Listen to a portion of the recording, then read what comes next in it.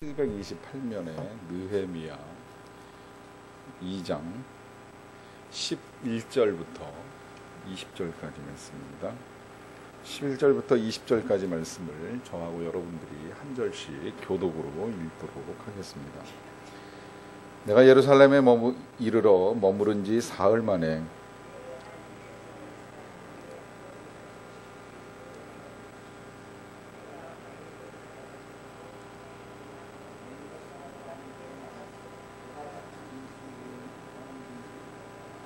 그 밤에 골짜기 문으로 나가서 용정으로 분문에 이르는 동안에 보니 예루살렘 성벽이 다 무너졌고 성문은 불탔더라.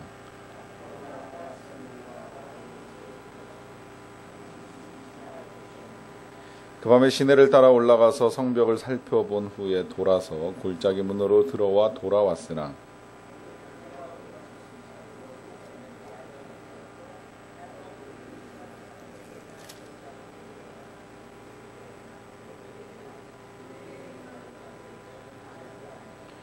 후에 그들에게 이르기를 우리가 당한 공경은 너희도 보고 있는 바라. 예루살렘이 황폐하고 성문이 불탔으니 자 예루살렘 성을 건축하여 다시 수치를 당하지 말자 하고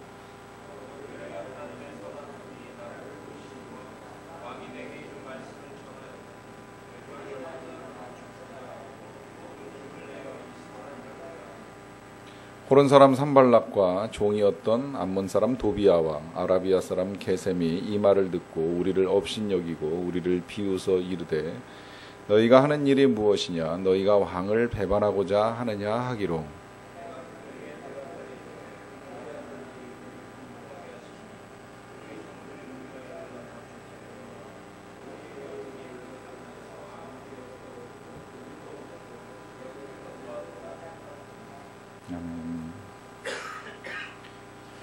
제가 요새 주일날 오후에 우리 교회 청년들을 하고 예비 샘지기 훈련을 하고 있습니다. 훈련을 하면서 이제 청년들하고 이야기를 나눌 기회를 좀 갖게 됩니다.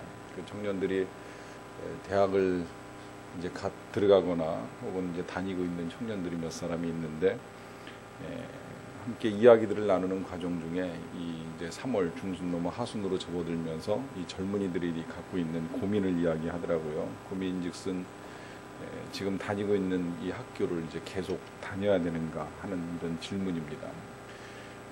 그런 고민 저도 했었던 기억을 좀 가지고 있습니다. 원래 이 대학이라고 하는 것이 현실적으로 그렇지 않다는 걸 알고 있으면서도 대학을 들어가기 전까지는 되게 꿈을 가집니다. 이 고3 시절이 워낙에 우리나라는 뭐 저 때로부터 시작을 해서 그 이전에도 그랬고 그 이후 지금까지도 워낙 힘겹게 공부를 하다가 이제 대학을 들어가게 되니까 이 고3의 시절을 벗어나서 들어가게 된 대학은 말 그대로 무슨 꿈과 낭만이 예비되어 있을 것이라고 하는 막연한 기대감들을 가지고 힘겨운 시간들을 이겨냅니다. 그러다가 막상 대학에 들어가서 현실에 부딪히고 찾아왔던 그 땅이 이제 꿈의 땅이 아니라고 하는 사실을 발견하면서 고민을 하지요. 여기가 맞나? 더 있어야 되나? 아니면 떠나야 하나 하는 이런 고민들을 할 때가 있습니다. 제가 소망교회에서 사역할 때 이런 일이 있었습니다. 이제 영락교회에서 사역할 때로부터 시작해서 오랫동안 교제하던 가정이 있는데 그 집에 딸이 제가 영락교회에 있을 때 한 5, 6학년쯤 됐었어요. 그 아이가 이제 어느새 한 6, 7년 세월이 흐르면서 고3 입시를 치를 나이가 되었습니다. 근데 고3이 되고 얼마 안 있었을 때에 이제 그 어머니 되시는 집사님한테서 한번 연락이 온 적이 있어요. 우리 딸아이가 공부는 하지 않고 남자친구를 사귀어가지고 요새 정신을 못 차리는데 어떻게 해야 될지 모르겠다고 기도해달라고 하는 그런 말씀이셨습니다. 그러다가 이제 그 시험을 준비하고 이제 입시철이 다 돼가지고 그 수시 시험을 치를 때에 기도를 받겠다고 찾아오시겠다는 거예요. 그래서 일단 오시라고 말씀을 드렸죠. 이유인즉슨 이 정시로 시험을 봐서 대학을 들어갈 만한 성적이 안 되다 보니까 이제 논술로 대학을 가고 싶은데 논술도 그렇다고 이렇게 썩 잘하는 이제 실력이 아니랍니다. 그 학생이 숙대를 지원을 했는데요. 그 숙대를 가려면 이제 그 당시에 논술로 500자의 이 논고를 써야지 되는데 연필을 붙잡고 쓰기 시작하면 100자만 쓰고 나면 더 이상 쓸 말이 없는 게 이제 고민이라는 거였어요.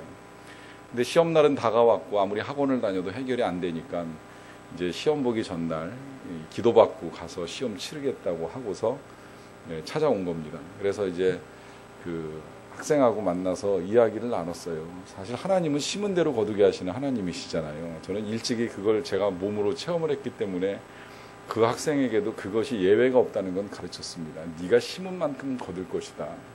하지만 이제 거기에 또 하나의 원리가 하나 있습니다. 그건 이제 때로는 하나님이 심지 않은 걸 거두게 해주시는 은혜의 원리입니다. 우리가 구원을 받는 게 그렇잖아요. 우리가 구원받는 건 내가 심어서 거두는 것이 아니라 하나님이 은혜로 주셨기 때문에 구원을 받는 것이기 때문에 네가 심은 건 얼마나 될지 내가 모르겠지만 하나님의 은혜가 너한테 임해서 네가 정말 잘 시험을 치르고 이제 네가 원하는 대학에 입학을 잘 했으면 좋겠다 이렇게 이야기를 해주고 기도를 해주었습니다. 그리고 다음날 그 친구는 시험을 보러 갔고요. 그러고 이제 며칠 시간이 흐른 다음에 이제 부모님에게 연락이 왔어요. 딸이 합격을 했다는 겁니다. 그 학교에 시험 볼 때 처음으로 이제 500자의 글을 써보는 일이 생전 처음이었었고 신비하게 그날 글이 잘 써지더라는 겁니다. 제가 어떻게 기도를 해줬는지 저도 잘 모르겠지만 하여튼 은혜가 임했던 것 같아요. 특별한 은혜가 임했습니다. 그래서 어머니가 상당히 즐거워하셨어요. 고3 때 남자친구 사귀고 논술을 쓸 줄 모르고 정시로 대학을 갈 수 없는데 그래도 서울에 있는 이름 있는 대학을 입학하게 되었다라고 하는 사실 때문에 부모님이 참 기뻐하시고 이제 감사해 하셨습니다. 근데 그렇게 해서 이 친구가 대학을 들어갔는데 3월 중순 이제 3월 말쯤 되기 시작할 즈음에 또 연락이 온 거예요. 우리 딸이 학교를 다니기 싫대요.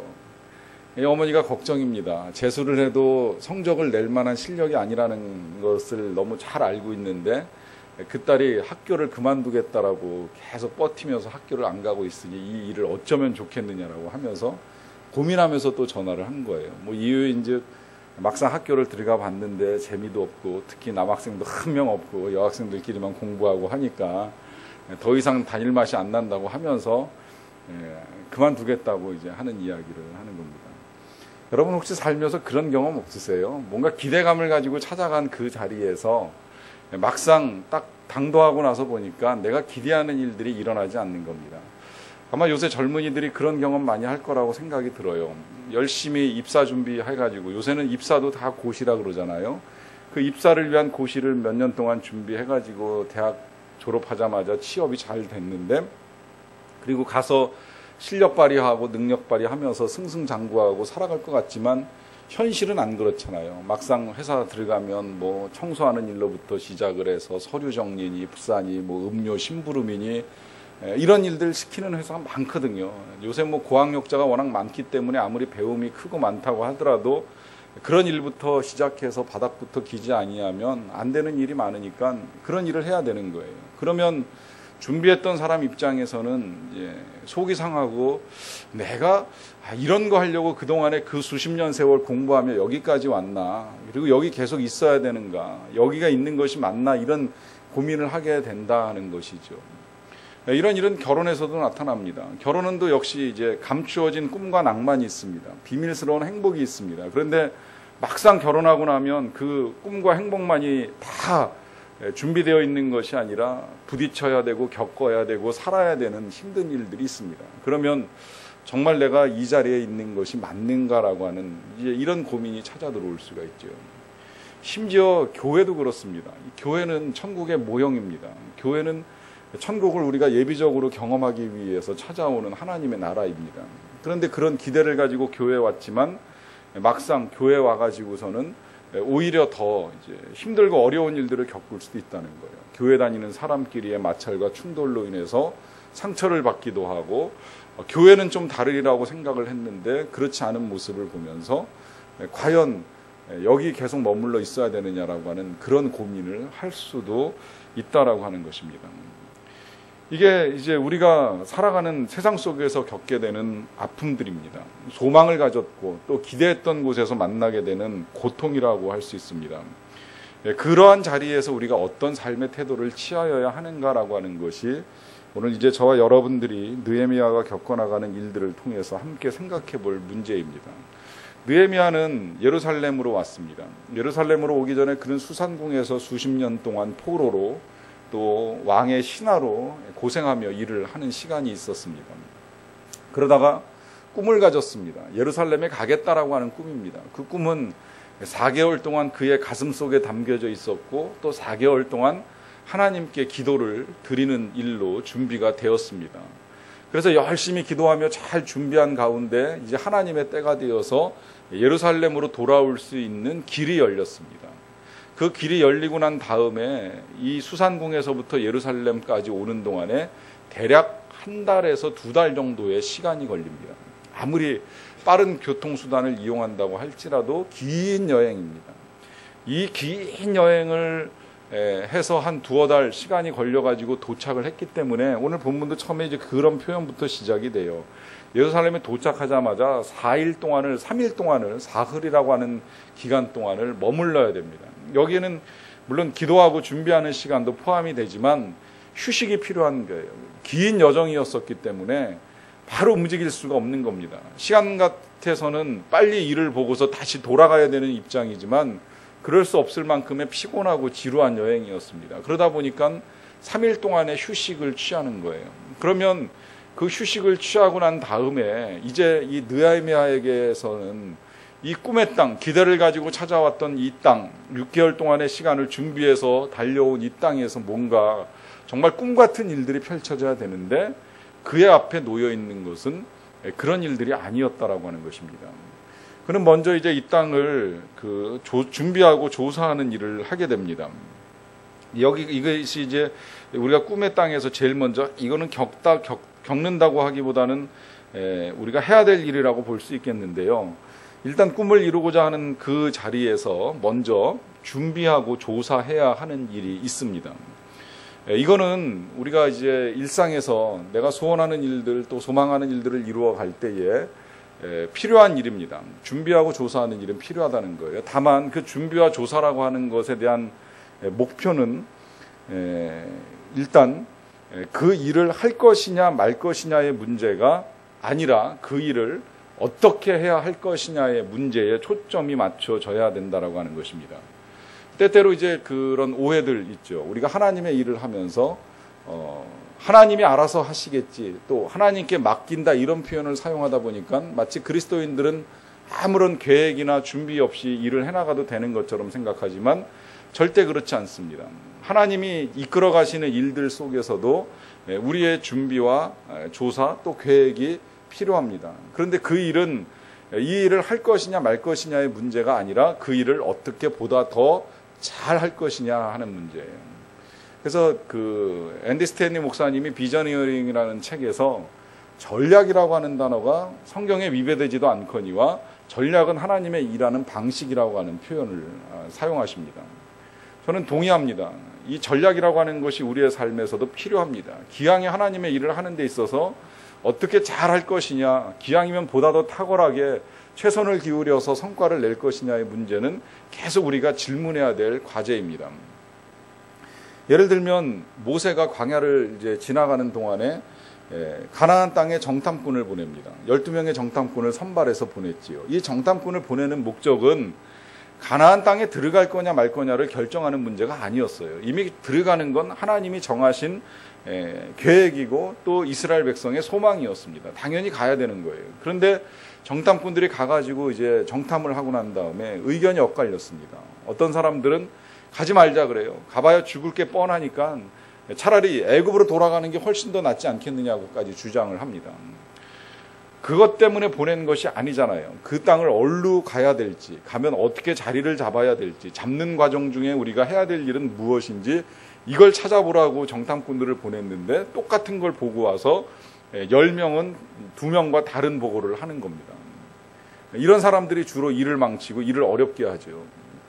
여러분, 우리가 하나님께서 우리에게 주신 소망과 꿈이라고 하면 이제 더 이상 그런 고민은 이제 중단해야 되고 이 일들을 어떻게 이루어갈 것인가라고 하는 것에 대해서 먼저 초점을 맞추어야 된다라고 하는 것입니다.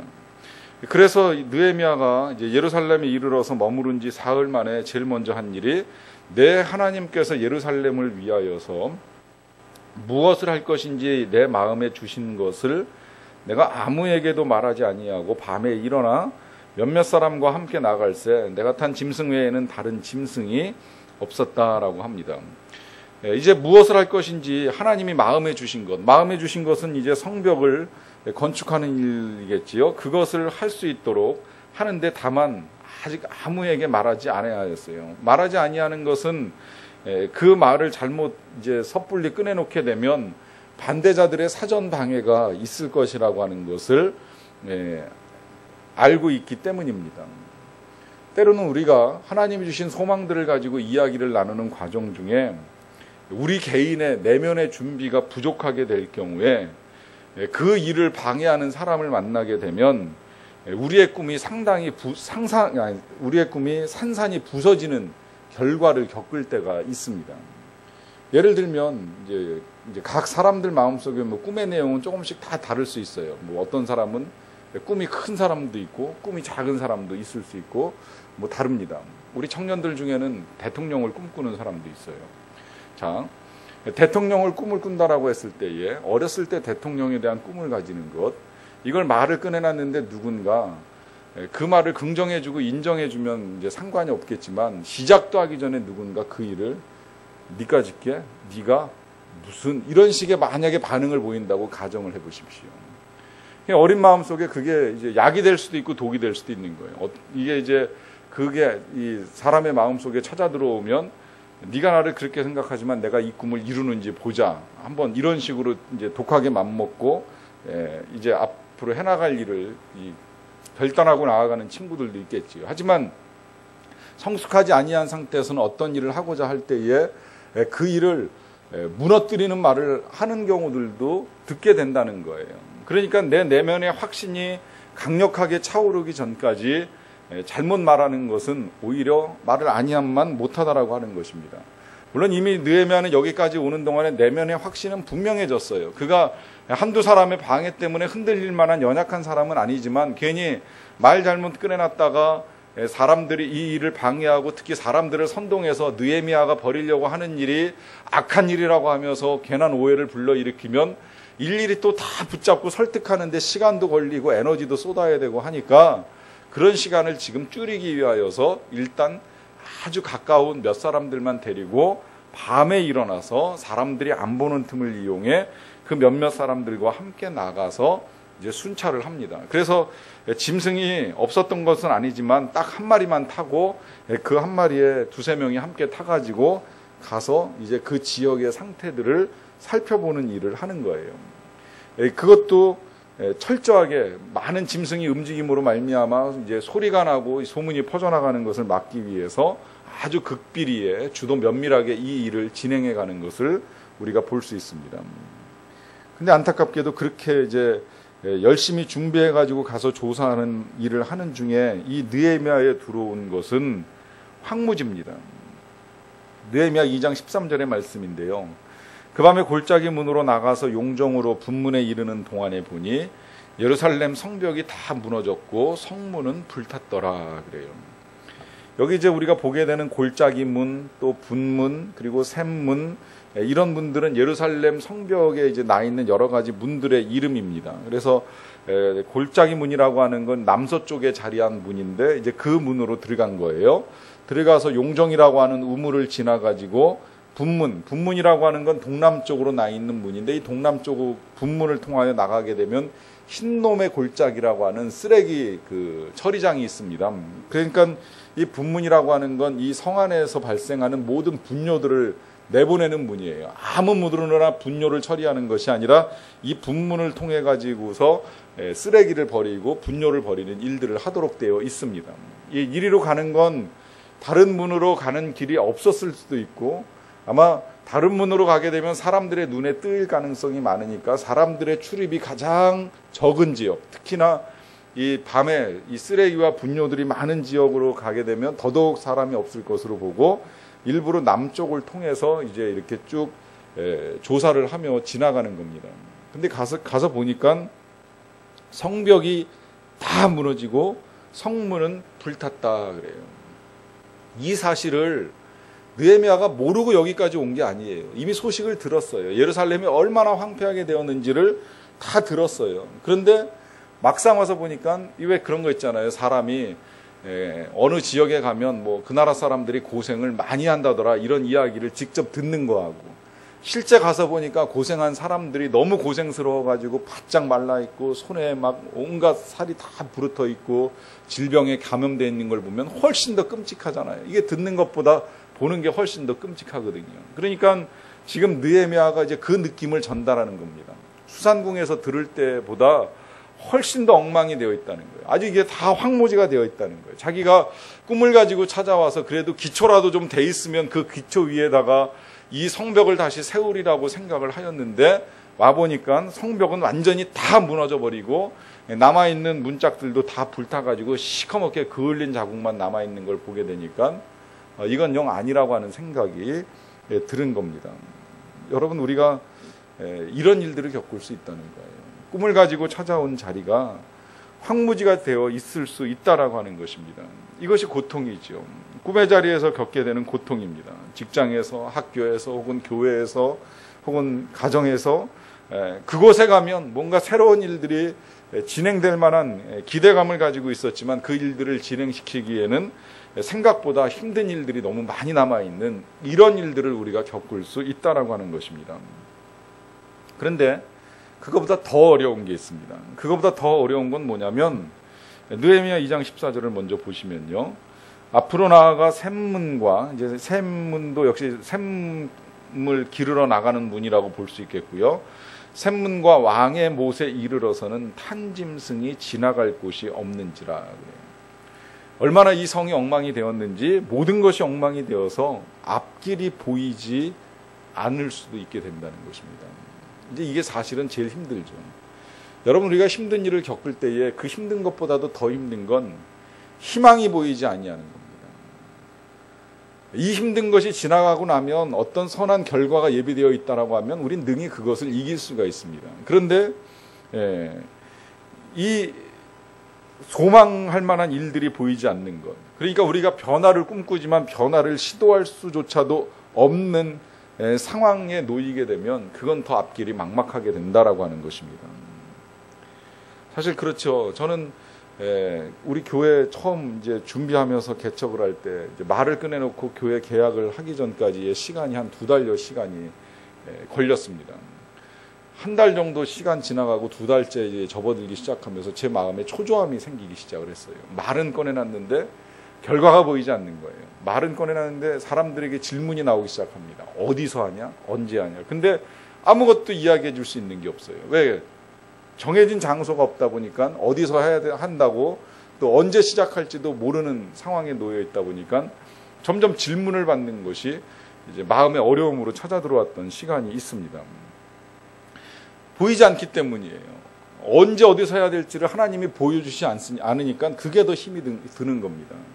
지금 단순하게 느헤미야는 앞길이 짐승이 지나갈 곳이 없다라고 하는 것에 부딪혀 있었지만 이제 그만큼 그가 겪고 있는 상황은 엉망이 되어서 이제 갈 수 없는 그런 상황에 놓여 있었다라고 하는 것입니다. 그러나 여러분, 이런 상황에서 우리가 히브리서 11장 8절의 말씀을 좀 볼 필요가 있습니다. 믿음으로 아브라함은 부르심을 받았을 때에 순종하여 장래에 유업으로 받을 땅에 나아갈새 갈 바를 알지 못하고 나아갔으며, 믿음이라고 하는 건 다 보고 나가는 게 아니라는 거예요. 그냥 부르심을 받았을 때 순종하며 나아가는 것이 믿음입니다. 갈 바를 알고 나가는 것이 아니라 갈 바를 알지 못하고 나가는 것이 믿음이라는 거예요. 때로는 정말 우리의 앞길에 안개가 가리워서 보이지 않는 것 같은 상황이 놓일 때도 있지만, 그러나 하나님만을 신뢰하며 나아가는 믿음이 진정한 믿음이라고 하는 것입니다. 실제 제가 그런 일도 겪었어요. 이제 한 2달 다 되도록 정해지지 않고 계약이 진행되지 않으니까 누가 이제 주일날 예배 안내하고 있는데 찾아왔어요. 찾아와가지고 조용히 제 귀에다가 속삭이시더라고요. 예언 잘하는 목사님 한 분 계시는데 가서 기도 한번 받아보실래요? 이러고 저한테 한 가지 제안을 하시더라고요. 그래서 제가 대답을 했습니다. 감사합니다만 기다리겠습니다. 하나님이 하실 때까지. 저는 그건 분명했어요. 제가 이미 하나님이 저에게 마음 가운데 주신 확신이 있는데 그게 뭐 오늘일지 내일일지 뭐 며칠 뒤일지 일주일 뒤일지를 아는 것은 그렇게 중요하다라고 생각을 하지 않았거든요. 왜? 약속이 중요하고 갈 바를 알지 못해도 가야 된다고 생각했기 때문에 그 이제 제안은 이제 제가 그냥 부드럽고 단호하게 이제 거절을 했습니다. 이것이 믿음이라고 하는 걸 저는 이제 히브리서를 통해서 이미 제가 공부를 했기 때문에 그대로 그냥 순종을 해본 거예요. 이러는 과정 중에 때로는 우리의 마음속에 찾아 들어오는 아픔이 있는데요. 이 모든 아픔들을 우리가 가슴에 담고 있어야 되는 시간들이 있습니다. 느헤미야 2장 15, 16절의 말씀입니다. 그 밤에 시내를 따라 올라가서 성벽을 살펴본 후에 돌아서 골짜기 문으로 들어와 돌아왔으나 방백들은 내가 어디 갔었으며 무엇을 하였는지 알지 못하였고 나도 그 일을 유다 사람들에게나 제사장들에게나 귀족들에게나 방백들에게나 그 외에 일하는 자들에게 알리지 아니하다가 그래요. 그러니까 뭐 방백이라고 하는 건 이미 바사국의 파견을 받은 총독들이기 때문에 그들에게 말을 하지 않는 건 당연하겠지만 이제 이 느헤미야가 하는 일을 도와줘야 될 유다 사람들, 특히 그 중에 제사장들, 귀족들, 방백들에게 그 외에 일하는 자들에게 알리지 아니하는 시간이 있었다는 거예요. 이 시간을 가슴에 담아놓고 있는 시간입니다. 아픔의 시간입니다. 때로는 우리의 가슴 속에도 말하기 힘든 꿈들이 있습니다. 또 아직까지 말해야 할 때를 얻지 못한 꿈들도 있을 수가 있습니다. 또 말해야 되지만 하나님께서 말하지 말라고 기다리라고 하시는 때가 있을 수 있습니다. 이유는 하나님의 때가 아직 아니 되었기 때문입니다. 또 그 일을 이루기 위한 기도의 시간이 필요하기 때문입니다. 이런 시간들을 우리가 믿음으로 견뎌야 됩니다. 이 아픔의 시간은 우리가 꿈을 잉태하게 하시는 하나님의 시간이라고 할 수 있습니다.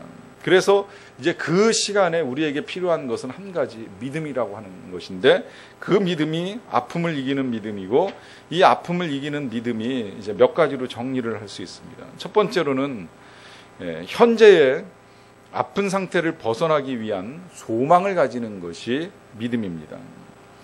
느헤미야 2장 17절에 후회 그래요. 후회. 여기서 후회라고 하는 이 표현은 이제 기도한 후회겠죠. 긴 시간 동안 기도하면서 기다린 후에 또 하나님의 때가 되었다고 생각했을 때에 이제 여기서 그들은 유다인들이고 또 제사장들이고 이제 그를 도와서 일하게 될 사람들이겠죠. 그들에게 드디어 이제 입을 벌려서 느헤미야가 말을 하기 시작을 하는 것입니다. 우리가 당한 공경은 너희도 보고 있는 바라. 예루살렘이 황폐하고 성문이 불탔으니 자 예루살렘 성을 건축하여 다시 수치를 당하지 말자 하는 말로 이제 시작을 합니다. 예루살렘의 성을 건축하자라고 하는 이 소망을 이제 느헤미야가 가지고 있는 거예요. 그런데 여기서 우리가 좀 먼저 생각해 봐야 될 것은 지금 이제 느헤미야의 표현 속에 이런 표현이 들어 있습니다. 우리가 당한 곤경은 너희도 보고 있는 바라 그래요. 여기서 곤경이라고 하는 건 결국 예루살렘 성이 엉망이 된 걸 말하겠지요. 이걸 나만 본 것이 아니라 너희들도 보지 아니하였느냐. 그런데 관점이 조금 다른 겁니다.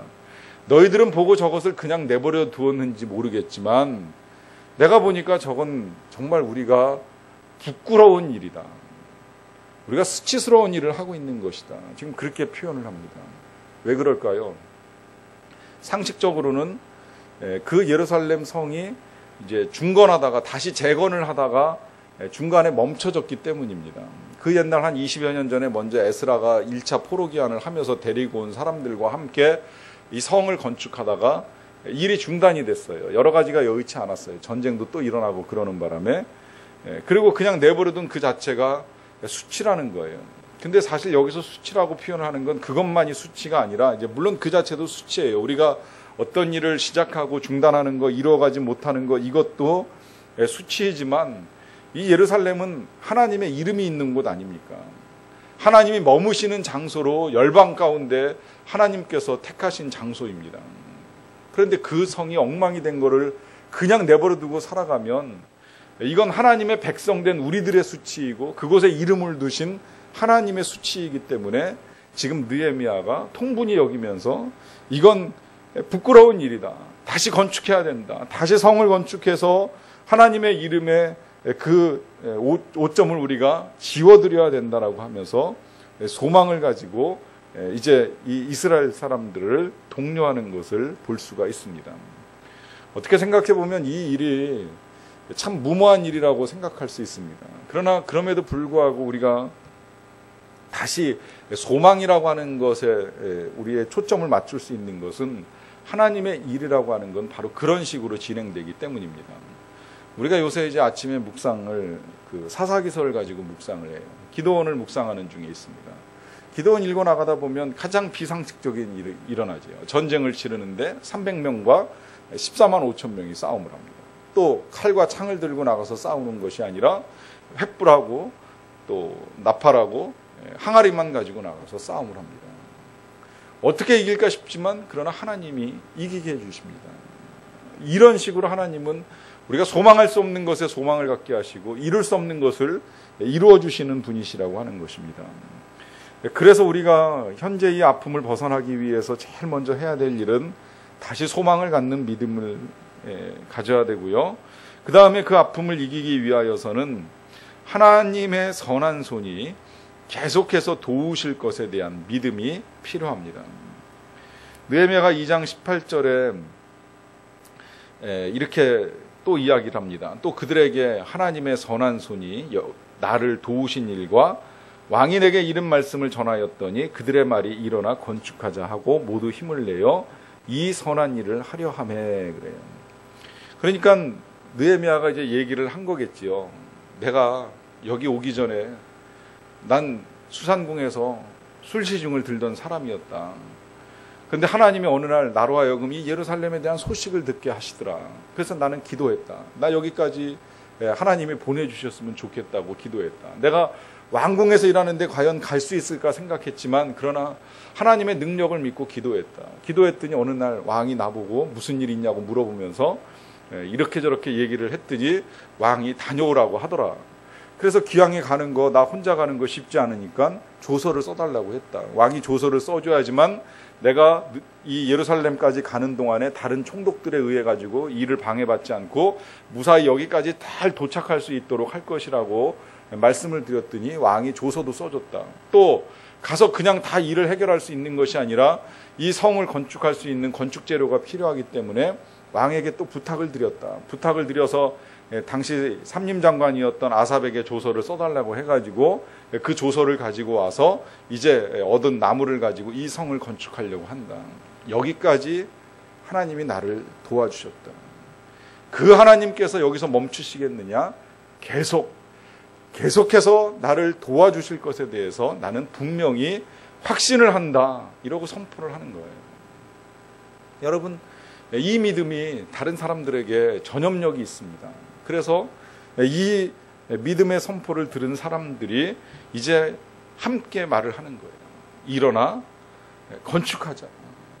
왕이 그렇게 동의할 정도라면 이건 진짜 하나님이 이루시는 일이니 모두 힘을 내어서 이 선한 일을 하자라고 하면서 드디어 일어서기 시작을 합니다. 여러분, 꿈은 이러한 능력이 있습니다. 소망이라고 하는 것은 이러한 힘이 있습니다. 나뿐만이 아니라 다른 사람과 함께 갈 수 있는 힘을 불러일으켜주는 그런 능력을 가지고 있다라고 하는 것입니다. 이런 믿음 앞에 모든 일이 다 순적하게 풀리는 건 아니라는 거예요. 어떤 일이 생기냐면 업신여김이 있을 수 있고 또 비웃음이 있을 수 있습니다. 느헤미야 2장 19절 말씀인데요. 호른 사람 산발락과 종이었던 암몬 사람 도비야와 아라비아 사람 게셈이 합류했습니다. 이 사람들이 이 말을 듣고 우리를 업신여기고 우리를 비웃어 이르되 너희가 하는 일이 무엇이냐? 너희가 왕을 배반하고자 하느냐 하기로 하면서 지금 이 사람들의 계획을 이제 업신여기고 비웃는 일이 일어나고 있습니다. 이런 일들이 이때만 있는 거 아니에요. 뭐 우리가 요새 묵상하는 부분 중에서도 또 이 부분도 똑같이 튀어나왔잖아요. 전쟁을 치르고 있는데 기드온이 미디안과 전쟁을 치르고 있는데 정작 도와줘야 될 동포들인 숫곳 사람들, 분우엘 사람들 조롱하면서 안 도와줘요. 너희들이 뭐 지금 300명 가지고 이 전쟁을 이기겠다라고 하면서 우리한테 떡을 달라고 찾아왔느냐? 못 믿겠다라고 하면서 거절합니다. 그래서 배고프고 지친 병사들이 그냥 굶은 채로 전쟁하러 나가야 돼요. 가장 가까운 사람들이 도와줄 것 같은데 오히려 그들이 대적이 되어서 이를 방해하는 일이 있다는 거예요. 여기 아라비아 사람 게셈이야 뭐 이민족이니까 어쩔 수 없겠지만 또 암몬 사람 도비아도 그렇지만 호론 사람 산발랏은 이민족이 아닌 것으로 보통 이제 연구가 되어지고 있는데 이런 사람들이 방해를 한다는 거예요. 여러분 이런 일들이 교회 안에서도 일어납니다. 이 특별 새벽 기도회 우리 교회 이야기 아닙니다. 우리 교회 특별 새벽 기도회는 뭐 몇 차례 하지도 않았지만 이제 하면서 제가 참 감사하게 여기는 것 중에 한 가지는 이 시작하는 첫날이나 끝날 때까지 크게 인원 변동이 없다는 거예요. 그런데 제가 옛날에 사역하던 교회에서 특별 새벽 기도회를 해보면요, 이 첫날 출석하는 인원과 마지막 날 출석하는 인원의 차이가 한 반 정도로 이렇게 줄어갑니다. 그래서 이게 출석하는 게 이제 자꾸 줄어드니까 이제 대책으로 내놓은 것 중에 출석 카드를 나눠줘요. 그래가지고서 매일 교회 오면서 이제 하루에 도장을 하나씩 받습니다. 그래서 6개 다 받으면 그 다음 주일날 이제 선물도 주고 6일 개근상 주는 거예요.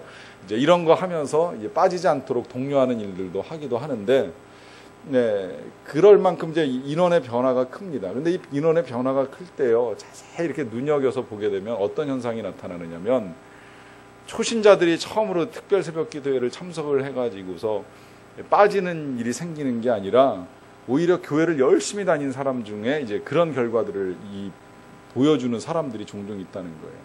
참 감사하게도 우리 교회 작년에 특별 새벽 기도회 할 때 한 남자 집사님이 그런 말씀 하시더라고요.